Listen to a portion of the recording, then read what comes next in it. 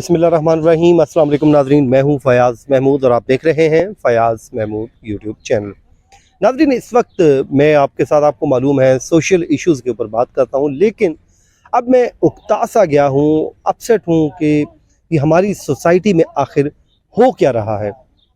दरिंदे जो हैं वो हर गली में, हर जगह पे इस तरह पाए जा रहे हैं कि जैसे ये यहाँ पर कोई जंगल का कानून है, कोई इंसान नहीं बसते बल्कि जानवर बसते हैं।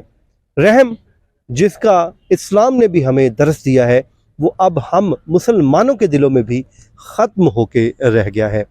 रिज़्क हलाल कमाना अब जुर्म बन गया है।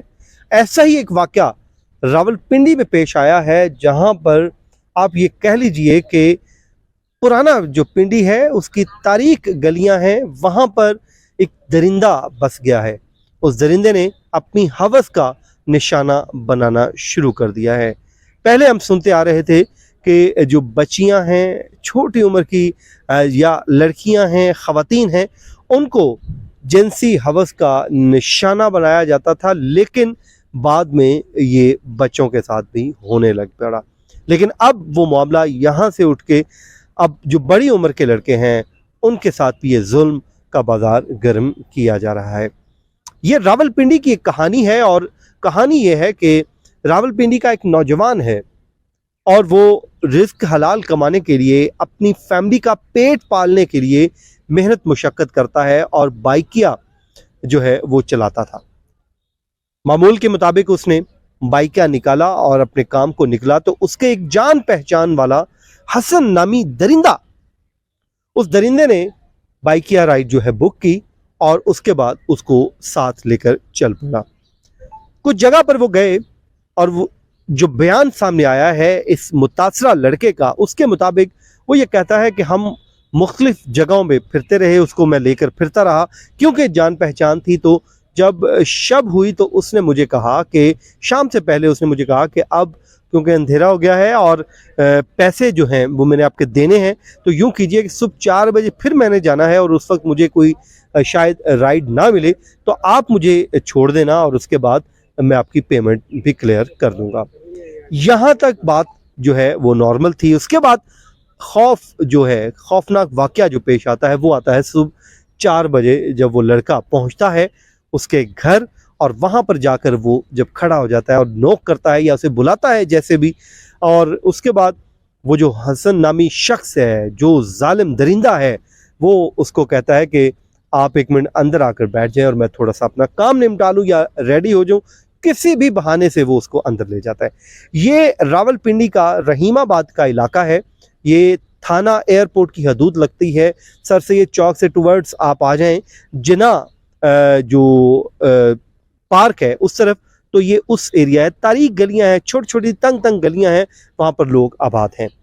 अच्छा, वो लड़का ये कहता है कि जी मैं अंदर जाकर बैठ जाता हूं और उसके बाद वो शख्स, उसकी दरिंदगी, उसकी हवस जो है वो उसके ऊपर हावी हो जाती है और उसने मुझे वहां पर अपनी जो हवस का निशाना बना दिया और जो दरिंदगी का इजहार किया, जो उसने जिनसी ज्यादती का मुझे निशाना बना दिया।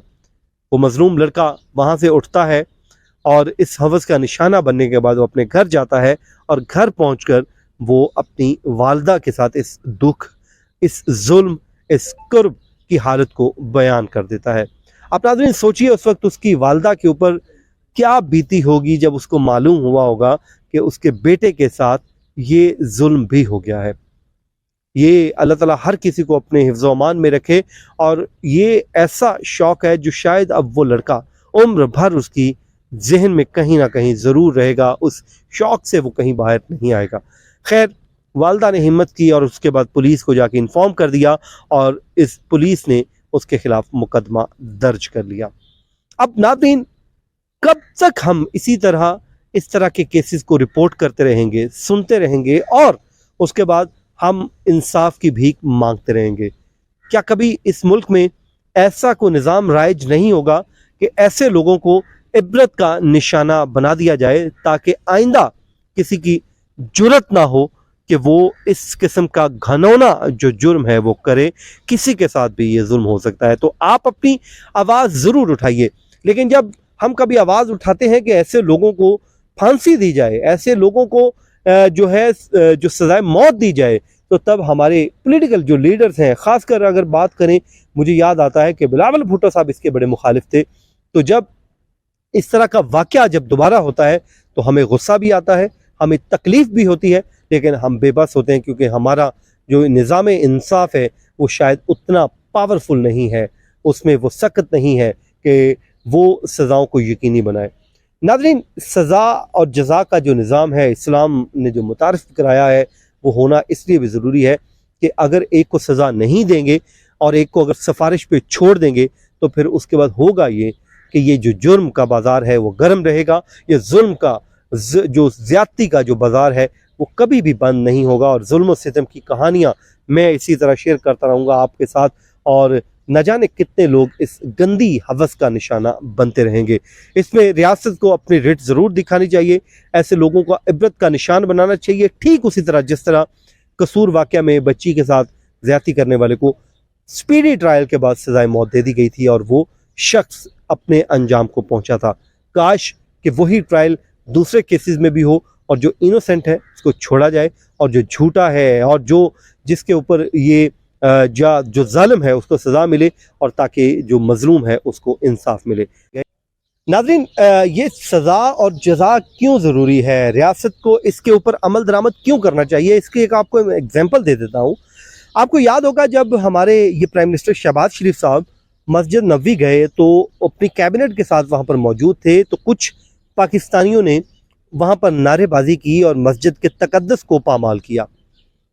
जब तकद्दस को पामाल किया गया तो सऊदी गवर्नमेंट की जानिब से उनको अरेस्ट कर लिया गया, जिम्मेदारान जो थे मुलव्विस लोग थे, और उसके बाद उनका स्पीडी ट्रायल किया गया। स्पीडी ट्रायल के बाद खबर ये सामने आई कि किसी को 10 साल कैद सज़ा सुना दी गई, किसी को 7 साल और किसी को 20-20 हज़ार रुपए, 10-10 हज़ार रियाल जुर्माने सजाएं भी दी गई।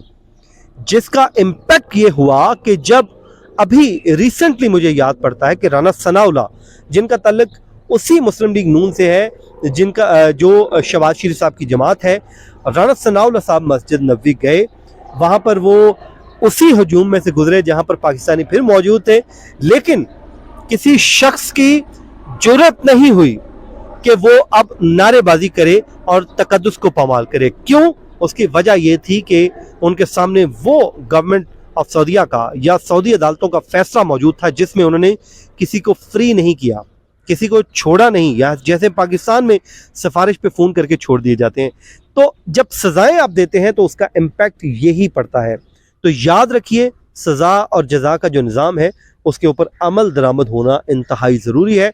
अगर आप इन दरिंदों को छोड़ते रहेंगे तो ये दरिंदे यूं ही सोसाइटी में अपनी हवस का निशाना बनाते रहेंगे, और अपना जो खौफ है, रावलपिंडी में अगर बात करें तो ये जो खौफ है इनका बरकरार रहेगा। इस खौफ को तोड़ना है तो फिर सज़ाएं दीजिए और इम्प्लीमेंट कीजिए। नाज़रीन, ये था आज का हमारा वीलॉग। अपनी दुआ में याद रखिए। मुझे दीजिए इजाज़त। अल्लाह निगहबान।